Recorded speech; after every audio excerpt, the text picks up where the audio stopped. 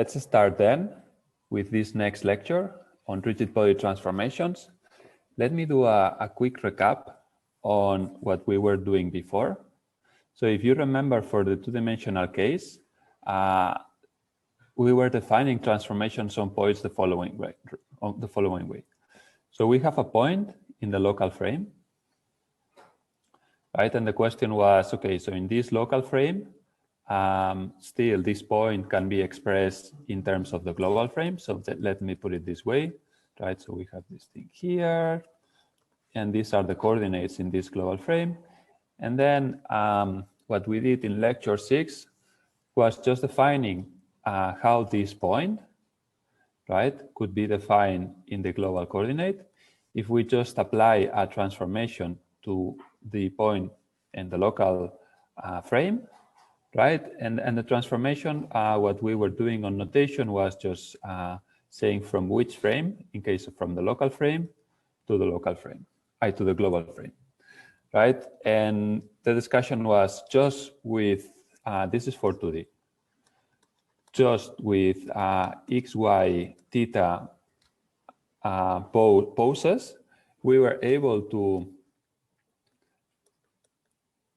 determine exactly what were these transformations, right? And if you remember, it looked something like this, right? So there was a rotation, there was a translation, and then we were using homogeneous coordinates, right? And it was something like this, right? So we were saying, okay, so if this is in the local frame, this was a transformation that actually allows us to change from one frame to another.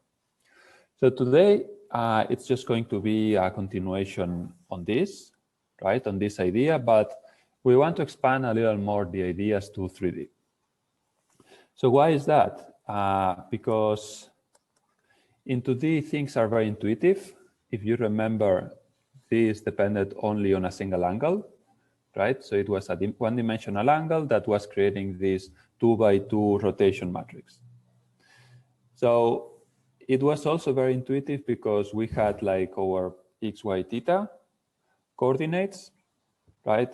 And then with this, we could create a transformation, or we could specifically defining like these poses also with matrices.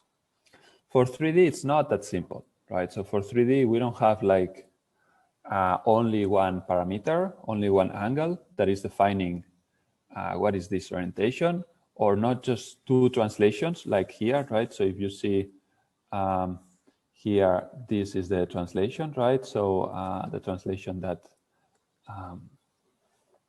well, part of the transformation is composed of, it's going to be 3D, right? So actually, this is not the tricky part. I think the tricky part is rotation. So that's why we are going to start just defining 3D rotations.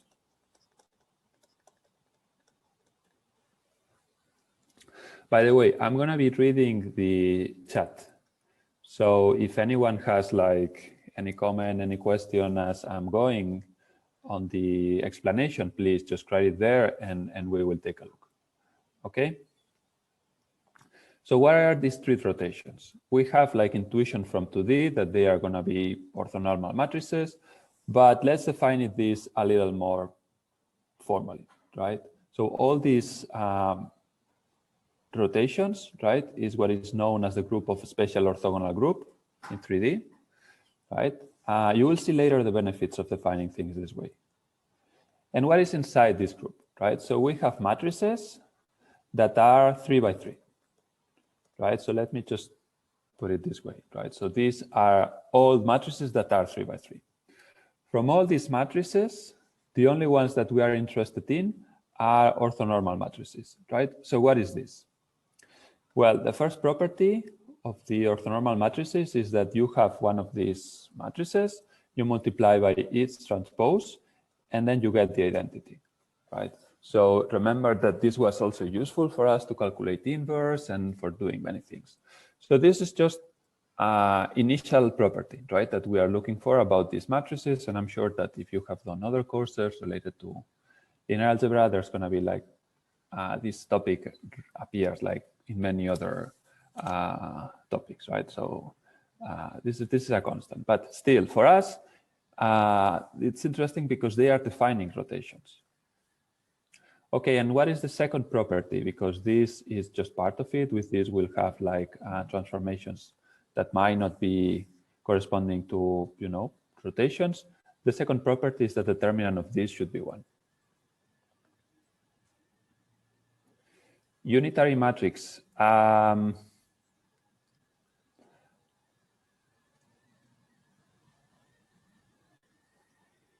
Okay, I guess, yes, you can call them unitary matrix as well. Orthonormal matrices is also a way of calling them. But remember that rotations, it's not just this property, right? So you could have unitary matrices that have determinant -1. And this is not what you want, right? That would be a different story. And I'm going to show you now why is this important, right? So if you have one of them determinant 1, then one of the properties of this group, by the way, this is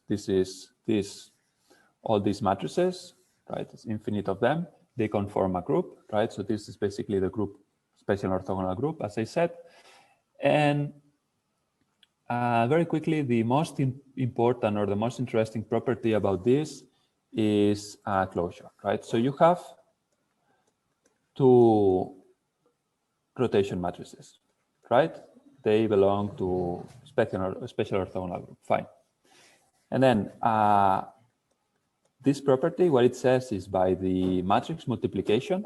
So this is the operation of the group. We will always be doing multiplications here when we have this kind of, when we have rotations.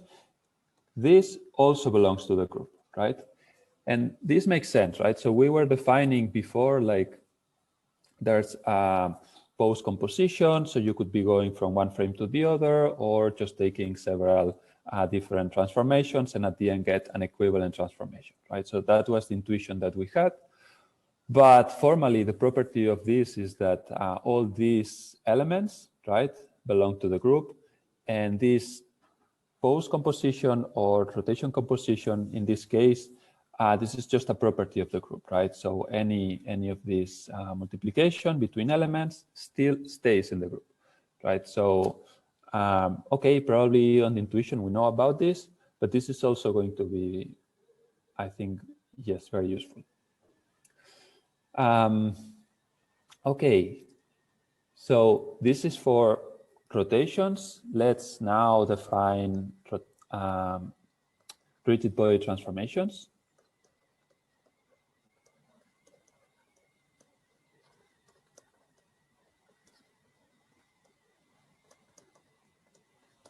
Right, I'm just going to abbreviate sometimes and just write RBT.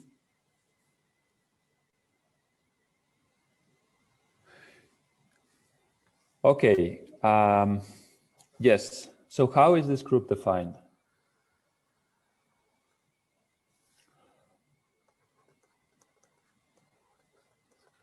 This is also going to be a group. I have advanced this.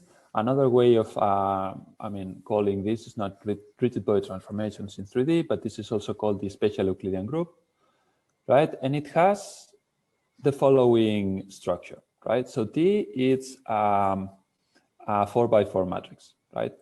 And it has this form. There's going to be a rotation here. There's going to be translation. Well, I'm using T here. And then there's going to be some elements that we know that are necessary for transforming things, especially just by multiplication, right? So with this, we have a linear operation. If not, we will have to do like kind of a fine transformation. First rotate and then do some summation. But if we use homogeneous coordinates, then this will be just matrix multiplication, let's say, of a vector, if you want to change it or whatever. Okay, so inside we have also discussed that this is a rotation, right? And then the translation is going to be just a vector in 3D. Doesn't really matter, right? So this matches with what we know about rigid body transformations, but in this case, we are just adding one dimension, right? But this one dimension takes, it's going to take some problems, right? Because now what we have on rotations is well, let's say a more complex structure. It's not the case of 2 by 2. Okay, so we might have exactly the same kind of application. I'm going to discuss later how we can use these transformations, right? But imagine that you have a point. Here, in this case, this point is, I don't know, X, Y, Z, and then, right? So this is in homogeneous coordinates. And let's say that this point is defined in this local coordinate, local frame. And then we know that there's going to be a transformation that transforms this point from the local frame to the global frame or to any other global frame, right? So the principle of the way of using this, it's exactly the same as we were defining with 2D, okay? Okay, I see that on the chat we have a discussion on unitary matrix. Yes, yes. Careful with this because the concepts are a little more general, right? When you start defining them, you know, for linear algebra. So for us, yes, it's true that we only care about real orthonormal matrices, right? Whose determinant is 1. So of course, there's like more in-depth topics that you could be discussing, but I think well, let's just stick to this definition, right? So both for rotations and for translations. Okay, but still, yes, it's very interesting, I think, discussion because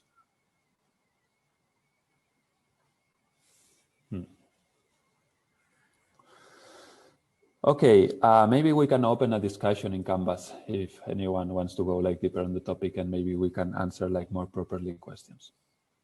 Let's go about the properties, right? So we know that this is a group. So there are some properties. By the way, you can take a look at notes. They are in the repository and they are also in Canvas. There we are explaining things a little more formally in case that you want to go deeper, right? So if some of the topics you say, oh, this could be have explained in more detail, well, we have limited time. So, but there's still material for you to be, you know, to read. And this is just an introduction. But I think, yes, there's going to be more details in this document. So let's define the closure property, right? So we have the same scenarios before. We have 2 elements of the group, right? Rigid body transformations. And then this property is very interesting because it's just saying that, look, because the group operation is matrix multiplication, if we multiply any 2 elements, they are still a valid transformation, right? And why is this useful? Well, there are some properties that actually fall down from this. We will see later. And it's going to be especially interesting when we do a state estimation. So why is that?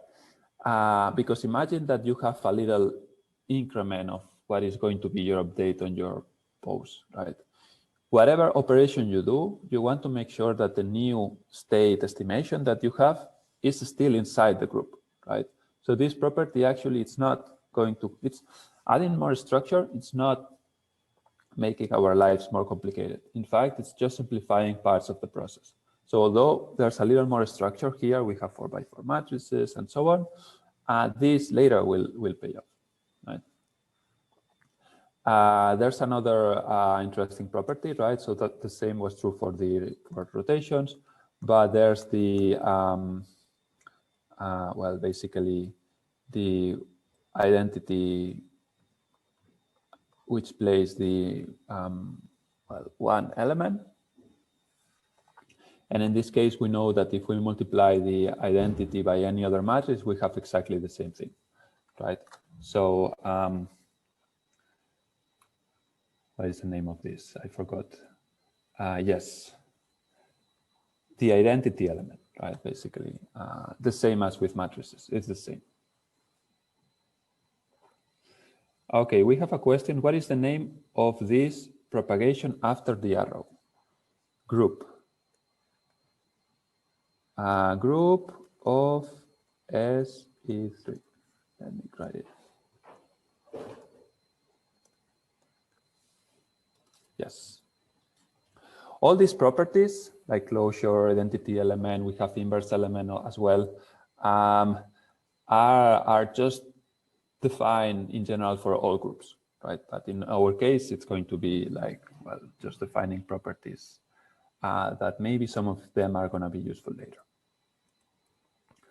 Okay, good. Now let's get to interesting things, right? So how can we use these rigid body transformations, right? I'm just going to write here like uses of rigid body transformations. So the first one and most obvious is what we explained before, right? And is just to transform a point.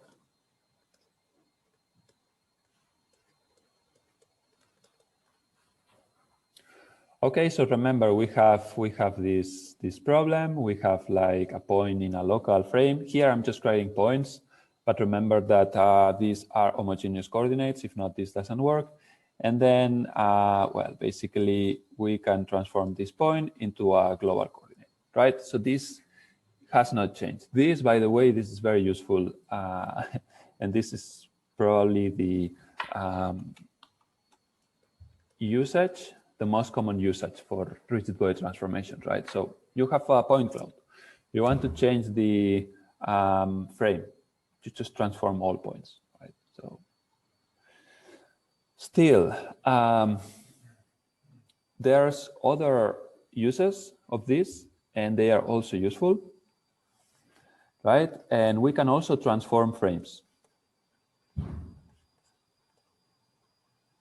And if you remember, we were discussing about this last time, right? So what we had is this composition. So imagine here we have like a transformation that takes us from oh,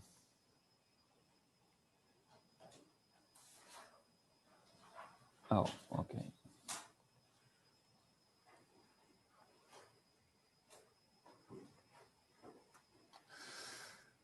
Okay, yes.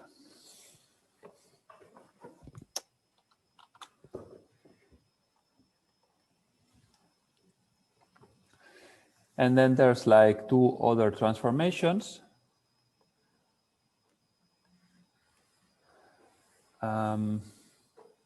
That are taking like a different path, right? So it's basically here. Well, I'm just changing a little. Let's make it this. Yes. Like make this right. Okay, so in this case, this goes from world frame to A, and here we have this second frame that is just transforming from B to A, right? And then what we know is that this transformation, right, on this kind of straight path that we have obtained, who knows how, but this is going to be equivalent to doing this composition, right?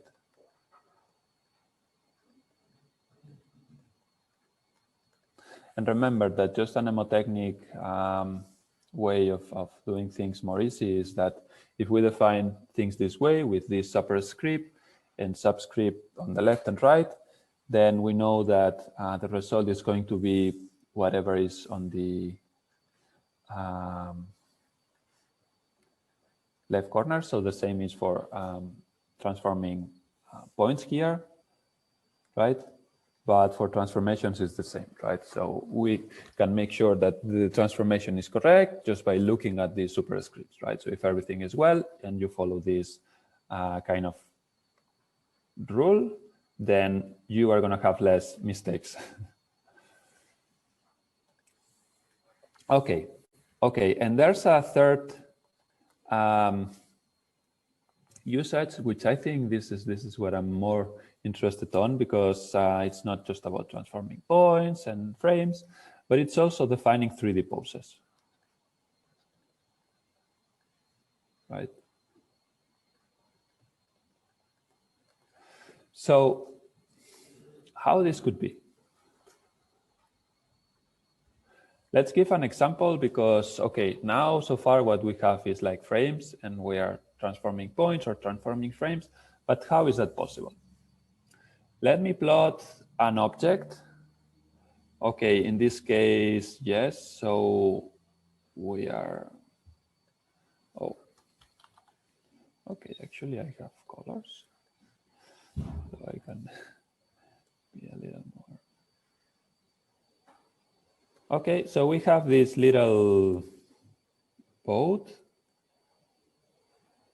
Okay, forgive me if I'm not plotting things nicely, but everyone here sees a plot, and you need to imagine a little the 3D component, right? So imagine that here what we have is always a local frame defined with respect to this object, right? So in this case, we can call this X, and I don't know, we can call this Z. And well, here I'm just following this right-hand rule. So we know that the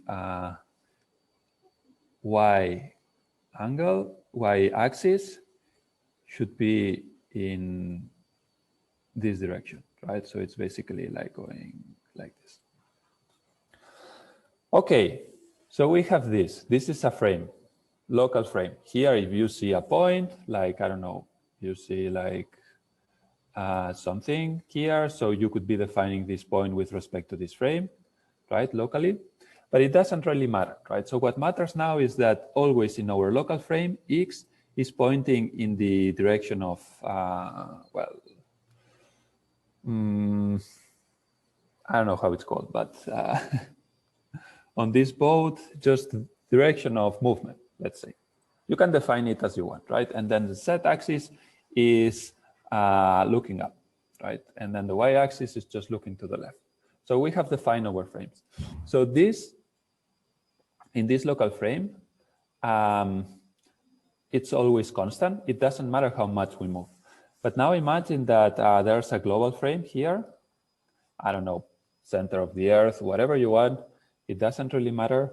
And then here, what we could be saying is what is the pose, the position and orientation of this body, right, with respect to this other global frame. So it looks very similar to transforming frames, right? But in fact, it's not really like that, right? So if we have like this transformation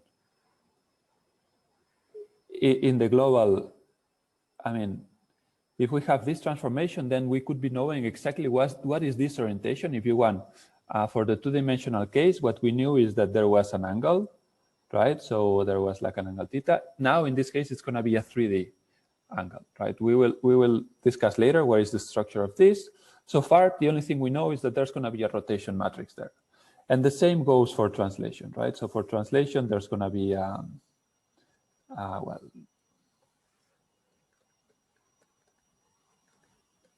a translation vector that is just the center of the boat. Okay, so this part is another usage, right? If you have a rigid body transformation, you know that this is also indicating a complete pose, right? So if you want, we have the analogy here. So for transformations that were 3 by 3, so this is for the 2D case. What we had is this x, y, theta parametrization. And for these transformations 4 by 4, that we know that this is SE3, what we have is what? Well, this is going to be the discussion of the following section, right? But intuitively, we know that although this has 16 parameters, this matrix group is very redundant, right? So there's a lot of constraints and a lot of things. So we know that actually all these 3D poses are actually just 6 degrees of freedom, right? So we can basically write it this way. So 6 degrees of freedom. So before it was like clear, we have X, Y, and then we have an orientation. Now it's not going to be that clear what is this representation, right? We know that the degrees of freedom are 6, so we have 3 for rotations and 3 for translations. This is kind of common knowledge. We are going to demonstrate it now, so don't worry. But it's just 6 dimensions, right? So this is also going to be interesting because it works on both ways, right? So what is the best way? Well, maybe you want just to keep like this vector of 6 values, whatever they are, just to determine your poses. Or maybe it's more convenient just to get full matrices and then doing operations with this, right? But the thing is that with this, you have poses, that is position and orientation of any body with respect to a reference frame. Okay?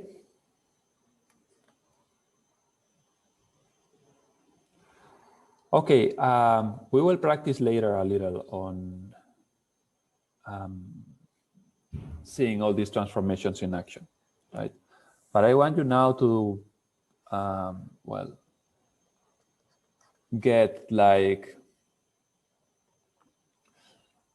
first theoretical approach, right? So we are going to be using now Lie algebra, but don't worry, this is just specifically tailored for rigid body transformation. So there's going to be a lot of physical intuition in this derivation. And there's other possible representations for poses, right? So you could be separating rotation and translation, and then, I don't know, using quaternions plus translation. You can have the full thing with dual quaternions. There's many approaches, right? I'm just explaining this one with Lie algebra because I think it's the best, okay? And the best means that the advantage is on later calculating Jacobians, right? So maybe it's not the, I mean, there's others that are a little more efficient, right? So I don't know, quaternions is very good if you want to change long list of them. But if we want to calculate Jacobians, and we know in this course that we have done this a lot, right? So I think at this point, everyone is convinced that Jacobians or let's say gradients here matter, right? So the most natural way is with Lie algebra.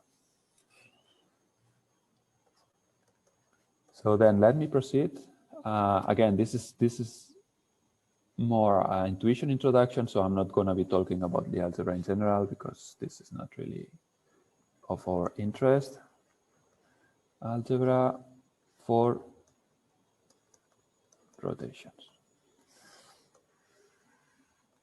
I'm going to start with rotations because this is the very tricky part of rigid body transformations, right? So if we have rotations or matrix rotations or orientations well-defined, then it's easy to grasp the same concept for rigid body transformations. Okay, so let's start with this story. We have a rotation, right? And this rotation, this, by the way, is time.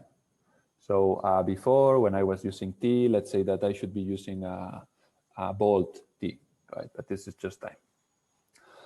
We have a rotation that changes over time, right? So you can imagine, I don't know, you have an object, you take it, you move it slowly. This could be understood as a smooth function, right? So the orientation doesn't change abruptly. There should be smooth because, I don't know, this corresponds at the end with a physical object, right? So we are moving it.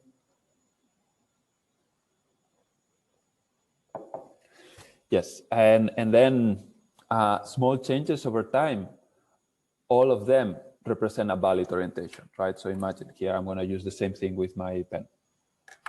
Or maybe, I don't know, I have another object. Yes, I have this object. Okay, so you have this thing for gardening.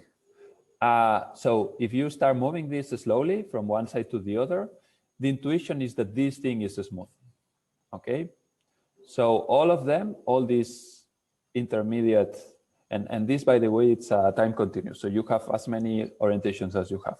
But as you are moving, right, all these orientations of the object, all of them belong to the group, right? So all of them are valid orientations.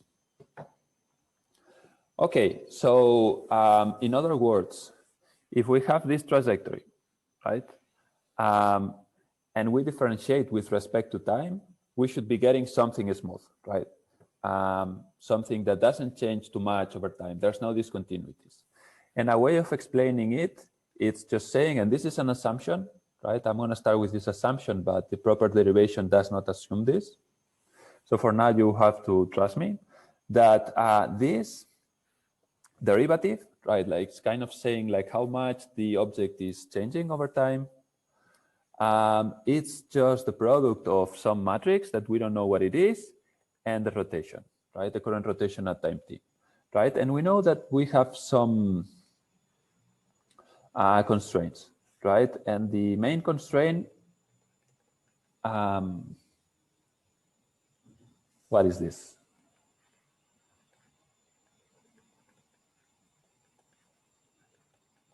Right? So the main constraint is that our rotations are orthonormal matrices, right? Okay, with the determinant, but I think here in this case, we don't really need to put that constraint, right? So, but this one is going to add like a lot of structure. So this is one of the well, main points. Okay, and remember that all we are doing is trying to get what is the structure of these rotations by knowing that these changes are smooth over time, right? When you calculate the orientation of a body, it doesn't fly away. So remember problem set 2, if things were flying away, that's usually a bad sign. So even for 1D, right, we have this continuous. At least on orientation, right? Not on the angle value, but on the orientations. Okay, so what can we do with this?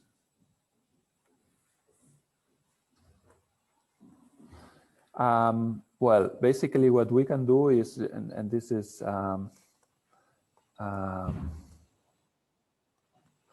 we can just do the derivative of this constraint, right?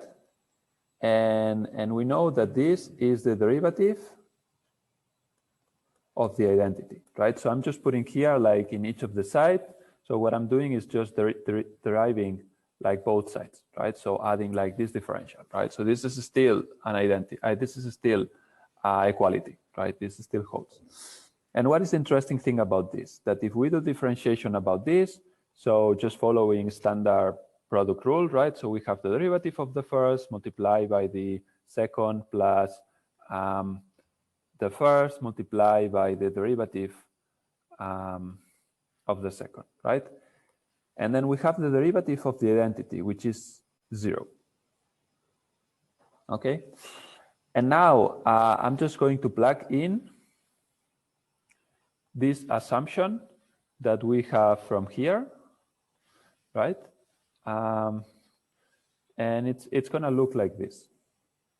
So dot R equals just this W multiplied by R, and then we have RT, right? So this is this part.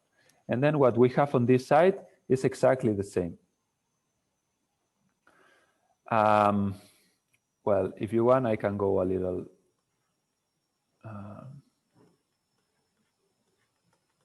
right? And this equals to 0. So if we do the transpose of this, what we get is that, put another page, yes, okay. What we get is that this first part, and then we just do the derivative, transpose again. We get this interesting equality, right? And here we know that this is just the identity and just is just the identity, right? Because we have defined it this way. And then we have this kind of strange thing, right? Right? Or we could just be writing this on a slightly different way. So we could be saying that this matrix, this is a 3 by 3, equals the negative of its transpose, right?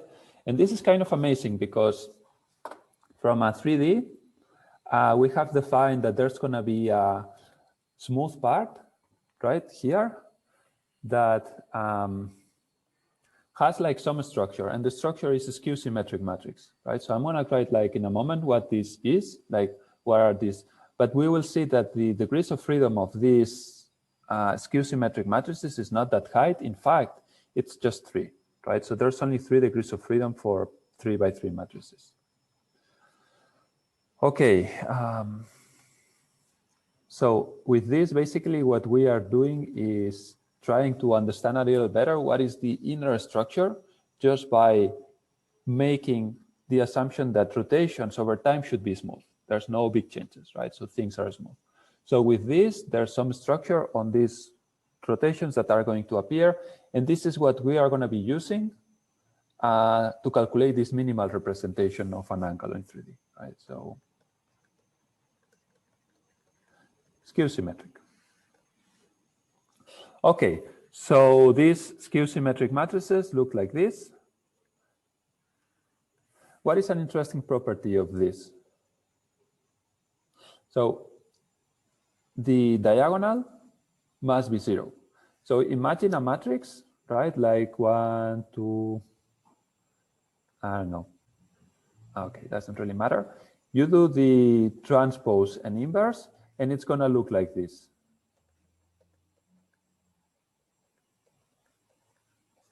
Okay, so you see a problem on the diagonal, right?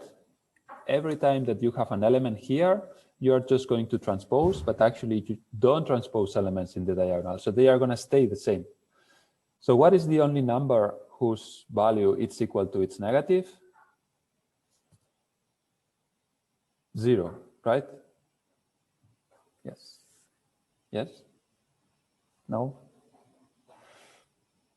Yes, okay. Thank you. We have some yes, we have some 0, which is a positive yes. Thank you. Yes, so let's go here, because the structure of this matrix is very important, and this is just what it's going to define, like how this minimal representation is going to look like, right? And then we have things in the diagonal that are going to be something, right? And in this case, let me write it this way. So here we have a component, and we need to define its transpose, right? So if we do it this way, this skew symmetric matrix property holds, right? So imagine you do the transpose, you basically swap this element here and this element here, right? And you see that one of them is negative and the other is positive, right? So when you do the transpose, you are going to have the negative, right? So this fulfills this property, right? So it's just a way. And then what happens with the other elements? So we still have degrees of freedom here. So we are going to have, well, third component, and then we have the last component. Okay, so note here that we have signs. Well, this is just a convention, right? Because then later this actually comes more from a physical point of view. Actually, yes, these are derivatives of rotations, but this, as I said, has like meanings, physical meanings of your kind of angular velocities. But I think for now, let's just stick with the proper mathematical part, that is, we need a skew symmetric matrix. And how are we going to know this, right? So just in general, we are going to be saying that this omega, so here omega is this,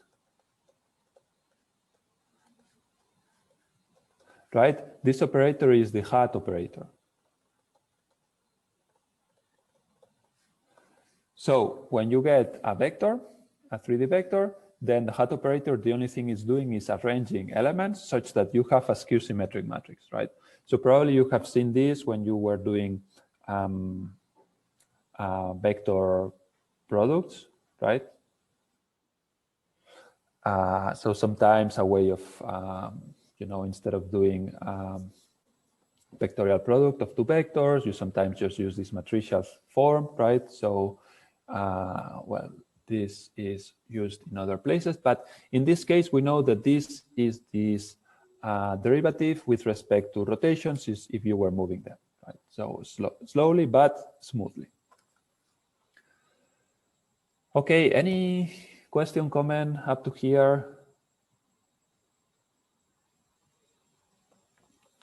Again, the only objective of this derivation, and I think we have already done.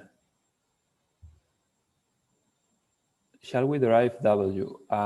Derive, you mean differentiate with respect to something, or with respect to time, or just derive, like obtain this expression? Because the derivation is this, right? So we will just stick to this. Well, how to obtain? No. If you want to find out, on the Lynch and Park book, they start with more physical explanation of this, right? So actually this comes of start doing vectorial products of axes with respect to angular velocities. They obtain it this way, but it's not really important, right? So we know that this holds. And if you start with this assumption, then what we get is that the structure of these derivatives is going to look like this, right? There's only now 3 vectors that are defining not a rotation, but this derivative of the rotation, right? And this is, I think, interesting. So we are close. I think, yes, you will see later that, okay, with these 3 variables, we can define rotations. But let's proceed a little more with the derivation, right? So now what I'm going to define is the exponential map.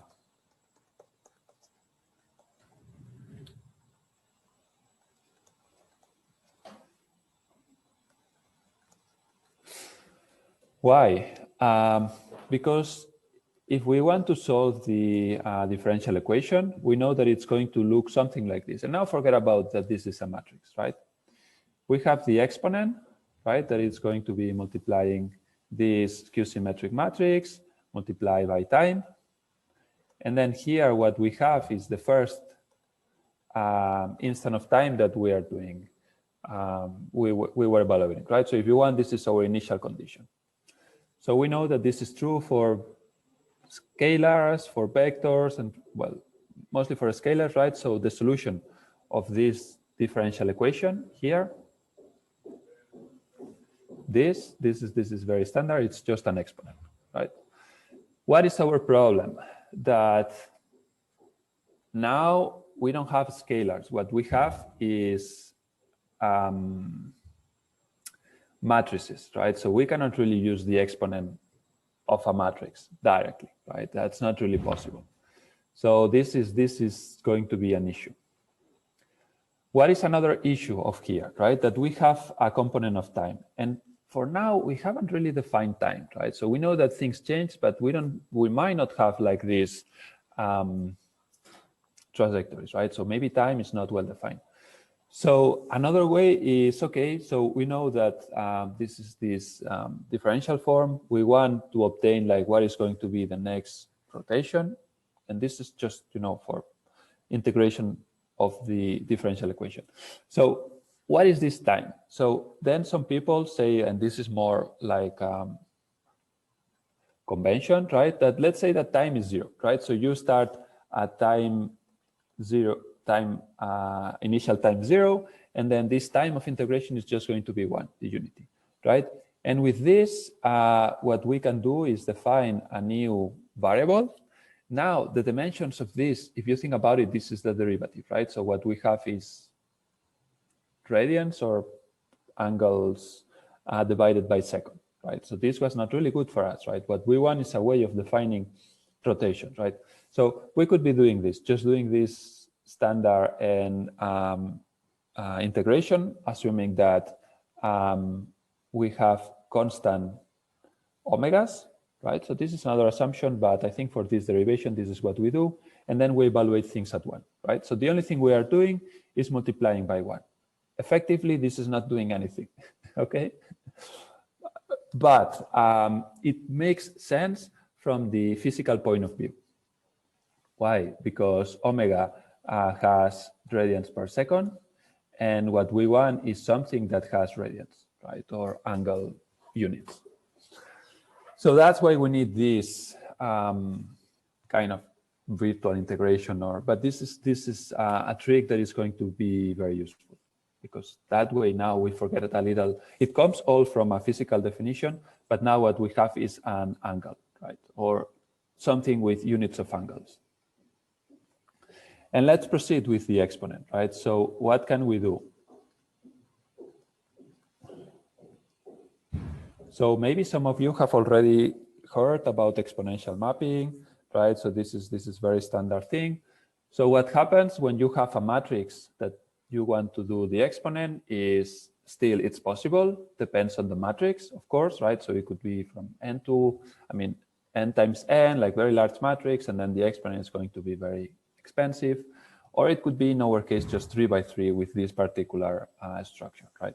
So what we do is here we just do Taylor expansion, right? Taylor. And this is great because Taylor is not really specifying anything about what is the kind of input that we require, right? It's just an infinite series. But here we are just going to put all the elements, right? And in this case, they make sense. So this evaluated at 0, this is the identity, first order term, and then we follow the series, right? So remember that we are evaluating things around the identity. So we don't really have, this. So Taylor usually has like a center point, right? That's where we are evaluating things. In this case, imagine that this is just around 0. And then we have 1 divided by 3, and so on. Okay. So nothing new. Taylor, it's all known from us. And then what we can do is we can exploit this property. It's very useful. So we have this Skew Symmetric matrix, right? Basically, you can try this at home, but the result of this Skew Symmetric matrix looks like this. So we have here this, this outer product. And then we have like, this is the norm of the vector. And then you have here the identity. So how is this calculated? If you come, okay.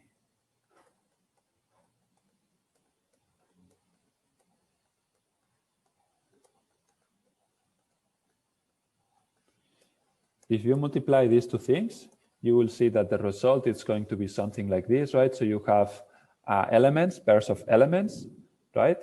And you can reassemble them this way, right? So this is just obtained by induction. You can prove this very easily. And then there's another very interesting property that if you square this, this is just going to be here, the, second,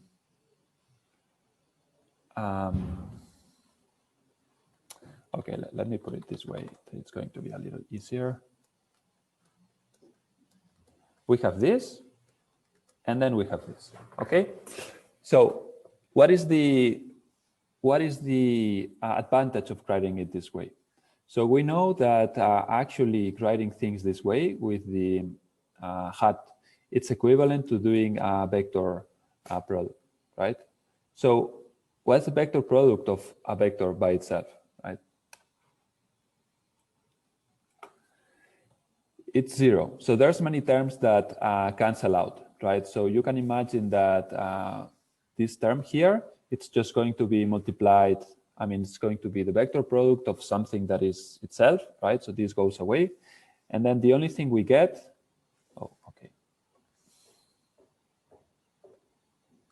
the only thing we get is like the second part, right? That was the identity. So now with this, what we have is a recursive form, right? So even though you have here infinite numbers of elements in this series, what we have is a recursive form that allows us to write things like very compactly. Okay, so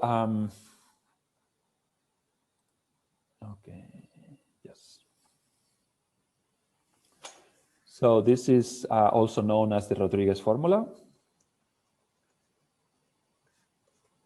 Well, with little tweaks, but it's still good. And basically, yes, what we have is that here we have r of the exponent, because now we have integrated things, right? So this is going to be equal to this. So we have a series. I'm not here going to put the all the elements, right? This is the norm.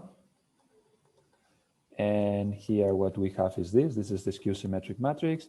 And then what we have is another coefficient that depends also on the norm of your omegas. And this depends on the square of the skew symmetric matrix, right? So yes, this formula is very interesting because now we have a closed form solution. There's no need to approximate the exponent. The exponent is going to be exact, okay? So this is awesome. Why? Because now we have a way of given like some coordinates that now we know that they are angles. Remember, we started with a differential form. We obtained the differential form. Then we integrate.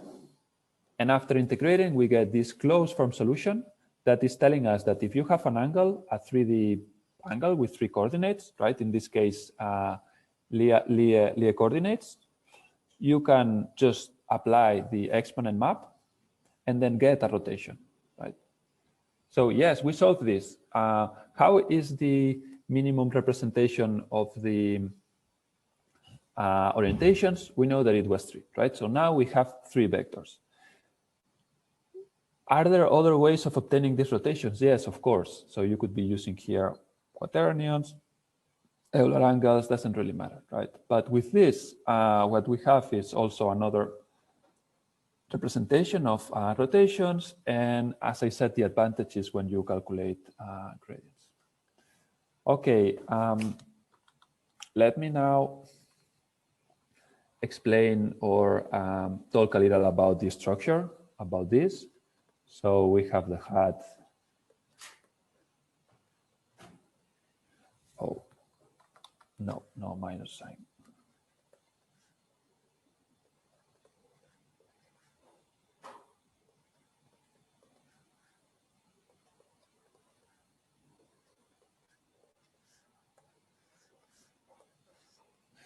What is the structure of this, right? So as I said, there's only 3 components, and we could be reformulating this in a way that now instead of being like this matrix, so we can put this as a vector space. So how to do that? We can create like these matrices.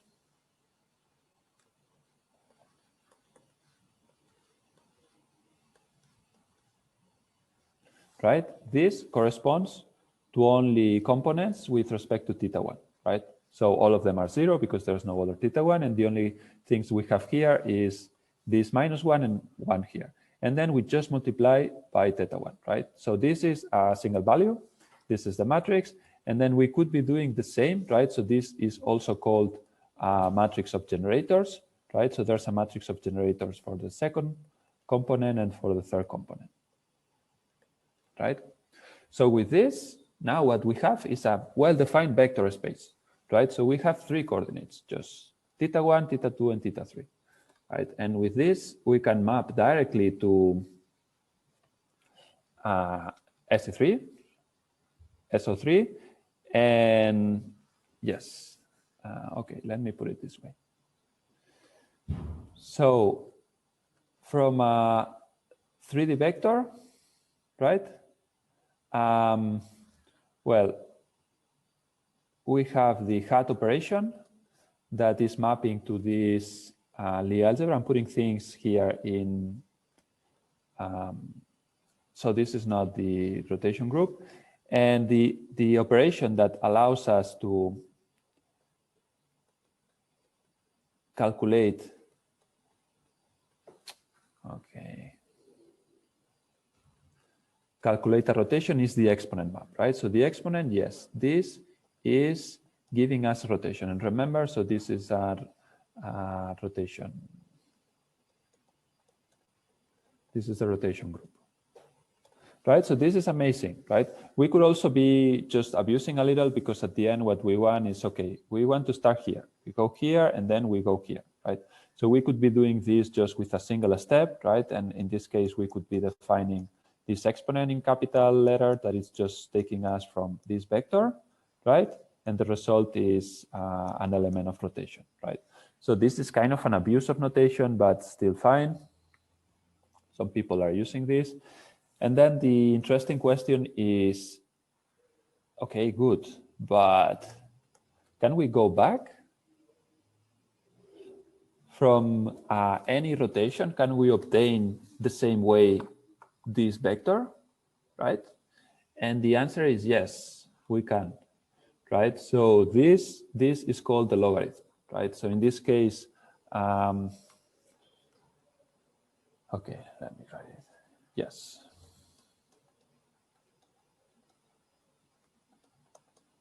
The logarithm.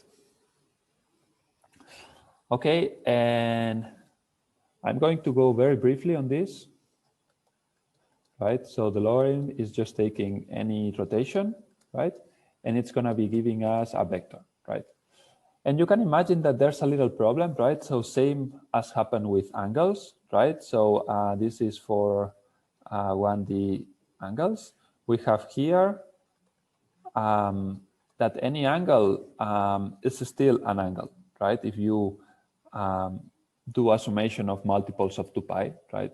So we will have the same problem, very similar problem, right? So here we could have like values, in this case, this is the alpha, right? We could have values that are larger, but they transform to a unique rotation, right?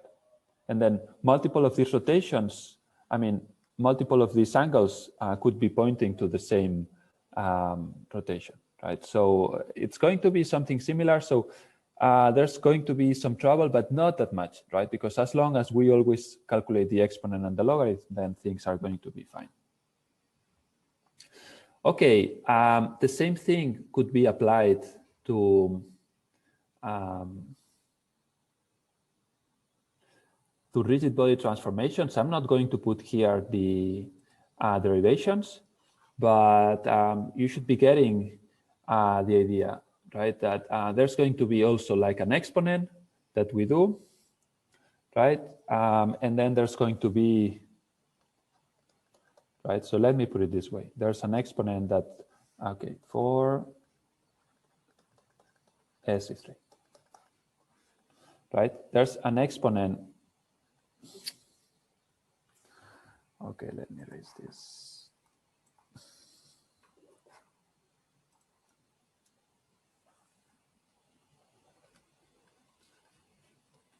Right, and in this case, it's going to be from 6 dimensions to any rotation, and the same way back, right? So we'll have here any rigid body transformation that maps to a 6-dimensional vector, right? And this is what we are going to be practicing today a little, right? So you are going to get just hands-on on these operations, right? So the exponent and the logarithm, getting transformations if you want to use them, and so forth. Okay, so let's give 5 minutes break. In the meanwhile, I'm going to be setting the Jupyter notebook, so everyone here should be setting their things, right? Remember that you are going to need mprop. So if you could have installed it, fine. If not, just try to follow my screen, and then later, yes, you will need to install mprop, right? So options are you install it, virtual machine, or I think what is better is Colab, just for today, right? Because we still need to figure out like how to visualize things for PS3. But let's do this, right? So in 5 minutes, I'm going to be back, and we are going to be doing like very simple exercises with rotations for you to get an intuition. Sorry, do we have time for questions? Yes, of course, of course. Yes, ask me questions, anything. And in the meanwhile, yes, people should also be preparing things. If you can go back to this presentation, you were talking about integration. So we were going from angle to omega, from theta to omega, and we did evaluation at time t equal 1. You mean here? Yes. So this is equal to integration because it's an exponent something representation, right? Yes, Integration exactly. of exponent is the Exactly. same element. Exactly. So here what we are doing is, if you remember, RT equals the integral of this thing, right? From t times 0 to t, right? So we know that this is going to be the exponent of, well, something, in this case, omega t, and here this r of 0, right? So yes, this is just integration, yeah. And this is an exponential mapping, exponential space, because we define it this way. Well, no, so we still haven't defined, so the exponent map is defined here. So this is the exponent map. So from where comes the exponent? This, Just from the algebra? No. This is just a standard way of solving differential equations, right? But when the elements are matrices, you can still calculate the exponent. So we know from basic calculus that yes, the integral of something like this, it's going to be the exponent, right? So we just put it this way. The problem is the exponent here is the exponent of a matrix, but still this operation is kind of not well defined, but it's defined by the exponent map, right? So what it's saying is that you can still have an exponent, right? If you just apply Taylor series and define like this exponent with a small, well, with all these infinite series of elements, right? So the motivation comes from there. You first solve things, same as if you were doing in 1D, you know that the solution is going to be an exponent. And then the question is, how can we do an exponent of the matrix? And this is where the exponential map comes.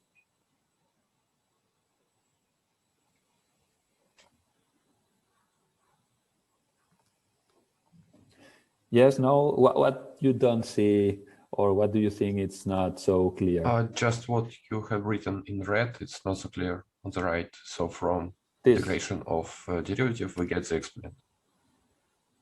This. Yes, this one's not so clear, but maybe just for me. It's not clear. So imagine that you have a one-dimensional variable, right? So let's put it this way, right? So you have y of the 0 that equals, I don't know, 0, right? And then what you have here is that you have this, okay? Yeah. So if you solve this differential equation, you know that your solution of y with respect to t, it's just going to be this, right? Oh, okay. So this is the motivation. For 1D, it works. For other spaces, we don't know. Just but solve it. Okay, yes. okay. So what we do is we start with this, calculate the exponent, and then we just find a way of defining this exponent, whatever it is, right? And the solution comes from here. So Taylor is giving us like a solution to this. Okay, yes, thank you.